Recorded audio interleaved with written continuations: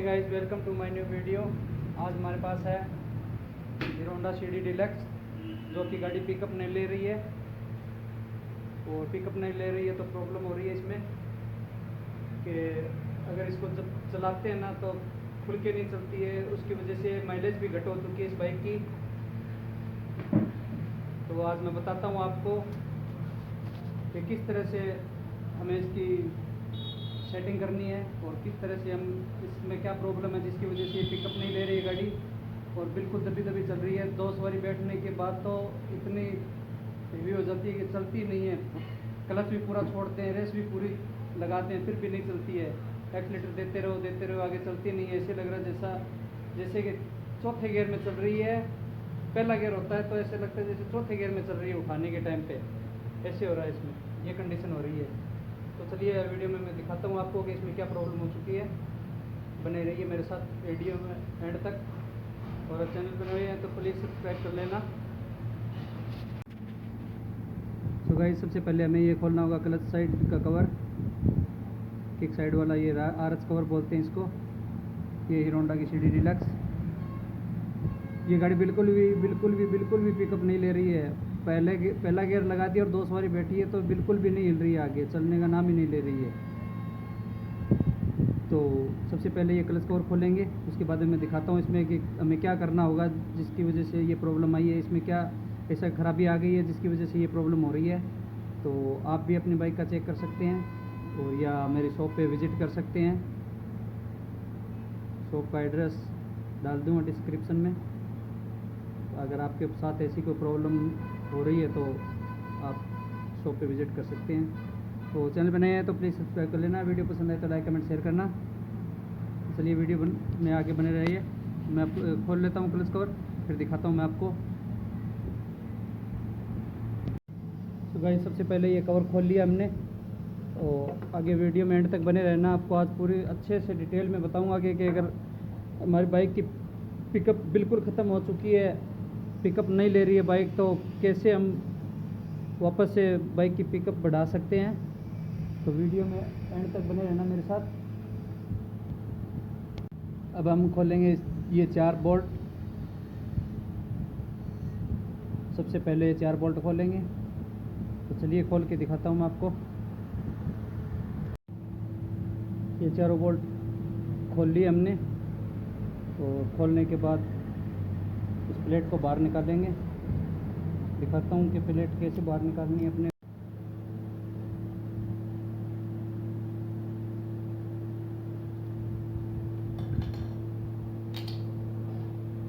ये प्लेट खोलने के बाद हमें ये बोल्ट खोल लेना है इस गोटी की मदद से, और मशीन की मदद से खोल रहा हूँ मैं। बाकी आप ये आगे वाला टूल भी यूज़ कर सकते हैं सिर्फ, बाकी चोट ना मारें। ये बोल्ट खोलने के बाद ये रोटर बाहर निकाल लेंगे, जिसको वेट भी बोलते हैं। ये देखो निकाल लिया। और उसके बाद ये कैप खोलेंगे, नीचे वाली कैप खोल के ये 4 बोल्ट खोलेंगे फिर। चलिए दिखाता हूँ मैं आपको। इस कैप के नीचे 2 बोल्ट होते हैं। 8 नंबर की टी लगती है या 10 नंबर की टी लगती है, अलग अलग आते हैं। जो नया मॉडल है उसमें 8 नंबर के आते हैं, और जो पहले पुराना मॉडल होता था उसमें 10 नंबर के आते थे। उसके बाद हमें ये चारों बोल्ट खोल लेने हैं।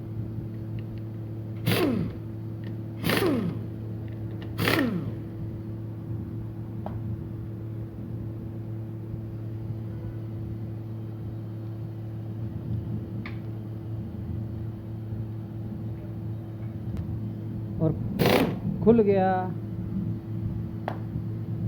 इसको खोलने के बाद अब यहाँ आपको थोड़ी ध्यान देने वाली बात है। ये थोड़ा गर्म हो रहा है इसलिए मैं कपड़े से पकड़ के रखता हूँ इसको। ये पूरा सेटअप बाहर निकाल लेना आपको सबसे पहले। और इसके नीचे ये एक पीछे वस्त्र लगी होती है, ये इसको कटोरी वस्त्र बोलते हैं, जिसमें कॉलर वस्त्र होती है। ये कॉलर होती है, ठीक है। एक पीछे लगी होती है इसके, और 2 यहाँ पे कट वस्त्र होती है।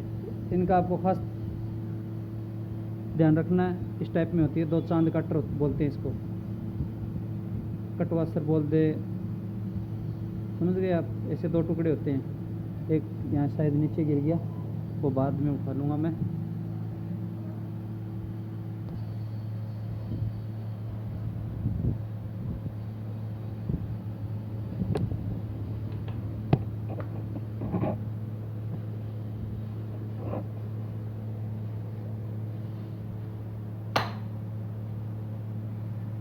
ज़्यादा आपको कुछ नहीं करना है, मैं दिखाता हूँ। ये क्लच प्लेटें निकाल के फेंक देनी है जो इसमें पहले डली हुई होती है, और ये प्रेशर प्लेटें होती हैं। तो ऑयल के अंदर जब हम बाइक चलाते हैं तो बहुत ज़्यादा हीट होता है इंजन, हीट होने से ये भी गर्म होती है, फुल्ली गर्म हो जाती है, और गर्म होने पर ये एकदम हार्ड हो जाती है। हार्ड तो होती है पहले, वैसे भी टेम्पर्ड हो जाती है, और साथ में ऑयल चलता है। ऑयल के अंदर डूबी रहने के कारण ये टेम्पर्ड होके और ऊपर है ना ये चिकनी हो जाती है, बिल्कुल सरफेस है ना जो ये मैं दिखाता हूँ आपको, बिल्कुल चिकना हो जाता है। थोड़ा सा ये इस पर टिक मार्क, ये टिक्कियाँ सीधी होती है ना, खड्डे खड्डे हल्के हल्के खड्डे दिख रहे हैं आपको, ये देखो, ये यहाँ पे, ये इसको रफली बनाते हैं, थोड़ी सी रफ। तो ये थोड़ी सी हल्की सी रफ करने के लिए हम इसको क्या करेंगे, फर्श पे थोड़ी सी मिट्टी डाल के और इसकी ऐसे घिसाई करेंगे।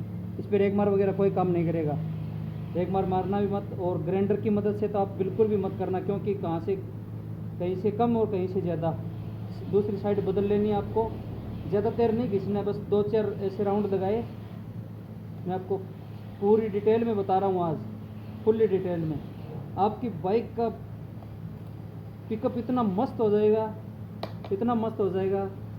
ये देखो ये रफ हो चुकी है थोड़ी, ताकि जब ये हमारी क्लच प्लेटों के बीच में होती है, ऐसे क्लच प्लेट और एक प्रेशर प्लेट ऐसे लगती है, जैसे प्रेशर प्लेट घूम रही है ना, इस स्प्रिंग के दबाव से ये होता है कि इसको पकड़ के रखती है। जब ये चिकनाई हो जाती है ना इसमें, तो इसकी पकड़ पूरी नहीं होती है और ये क्लच प्लेटों के साथ में स्लिप करती है ये। तो सबसे पहले इसे थोड़ा रफ करेंगे, ऐसे थोड़ी सी मिट्टी फर्श पे डाल के इसको रफ करेंगे।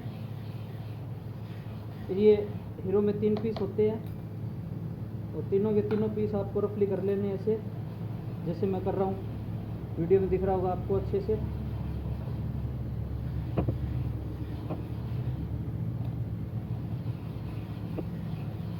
प्रॉपर ये ट्रिक अगर आपने लगा ली ना, जब भी आप क्लच प्लेट रिप्लेस करवाओ तो अपने मैकेनिक भाई को बोल देना। और मैकेनिक भाई हो तो शायद से जानते भी होंगे, कुछ लोग करते भी हैं ऐसे। अगर नहीं जानते हैं, नहीं करते हैं, तो शायद ये मेरा पहला वीडियो होगा।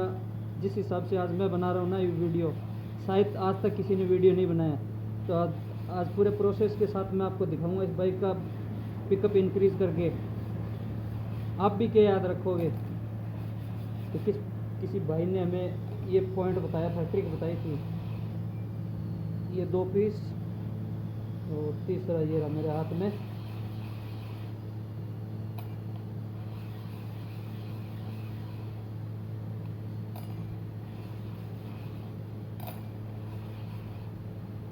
ये ध्यान रखना है इसका कि इसमें कोई बैंड वगैरह ना गिर जाए, आप दबाव देते हो और देते हो। तो चलिए ये हो चुका है। अब आगे का और प्रोसेस दिखाता हूँ मैं कि आगे हमें क्या करना है। तो वीडियो में बने रहना, आप पूरा वीडियो देखोगे तभी आपको समझ में आ पाएगा ये। तो चलिए मैं आगे का और प्रोसेस दिखाता हूँ इसमें, इसके बाद में हमें और क्या करना है इसके अंदर आगे।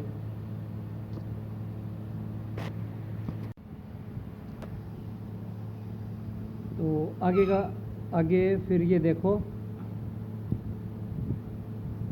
ये दिख रहा है क्या आपको यहाँ पे?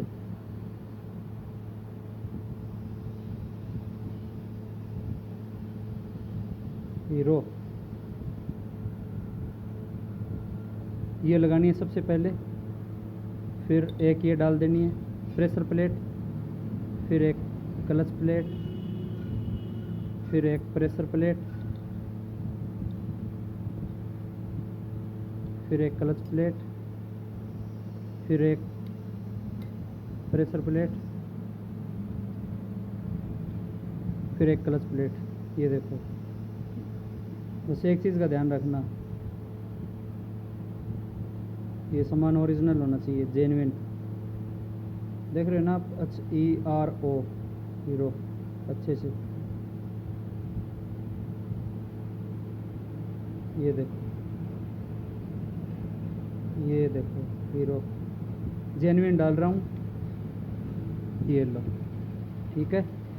इसके ऊपर उसमें बहुत ज़्यादा गैप था, ये जो अंदर वाली कॉलर है ना, ये बाहर निकली हुई थी सेंटर से। जैसे ये सेंटर अभी ऊपर है ना, ये देखो ये बराबर आ गया, और उसमें ये कॉलर है ना जो अंदर वाली, ये बाहर थी, ये वाली, ये कॉलर, इसमें ये सेंटर ज़्यादा बाहर आ रहा है, ये अंदर दब गई है, जिसकी वजह से हमें ये पता चलता है कि हमारी क्लच प्लेटें वो जली हुई थी पहले वाली। उसके बाद हमें ये लगाना होगा सबसे पहले, जो मैंने आपको बताया है कि एक कटवासर ये हो गई और एक कटवासर ये हो गई, इसको ध्यान से लगाना है। और जैसे हम लगाते हैं, ये जो कॉलर है ये अंदर की साइड होगी ऐसे, ये हो गया, लग गया ऊपर। अब हम इसमें ऐड करेंगे क्लच सेट असेंबली, ये ऐड कर देते हैं।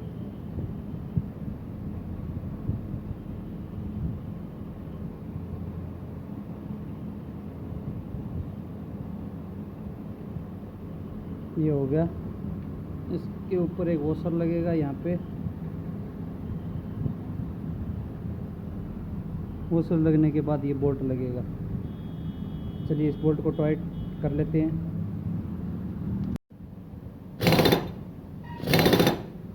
ये टाइट हो चुका है। इसके बाद वापस से इस पे स्प्रिंग लगाएंगे 4, जो हमने पहले निकाले थे। स्प्रिंग जो हार्ड स्प्रिंग होते हैं वो लगेंगे, ये लग गया चारों स्प्रिंग। और उसके बाद ये 4 बोल्ट वाली प्लेट लगाएंगे, और इसके जो 4 बोल्ट होते हैं वो लगा लेते हैं। ये लो, लग गए। तो गाइस प्लीज़ सब्सक्राइब ज़रूर कर देना, इतनी मेहनत करके वीडियो बनाते हैं हम आपके लिए। और यहाँ तक जब इतना आपने प्यार दिया है ना, तभी आगे हौसला हो पाता है वीडियो बनाने का।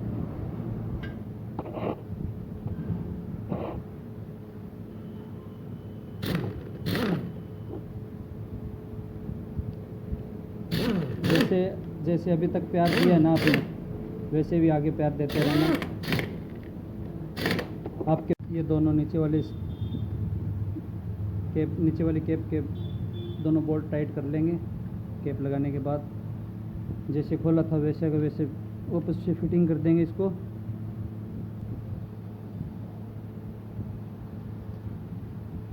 प्लेट को लगाएंगे, तो लगाने के बाद जो 4 बोल्ट हमने शुरू में खोले थे सबसे पहले, वो बोल्ट चारों की चारों टाइट कर देंगे।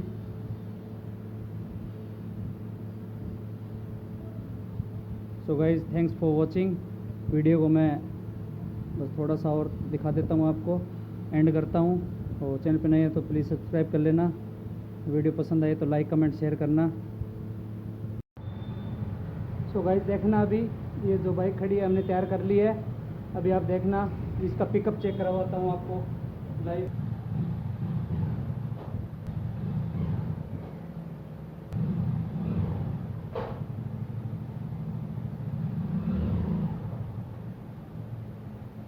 अब हाथ से निकल रही है, हाथ ही छूट गए थे मेरे, गिर जाती मेरे से। So guys thanks for watching.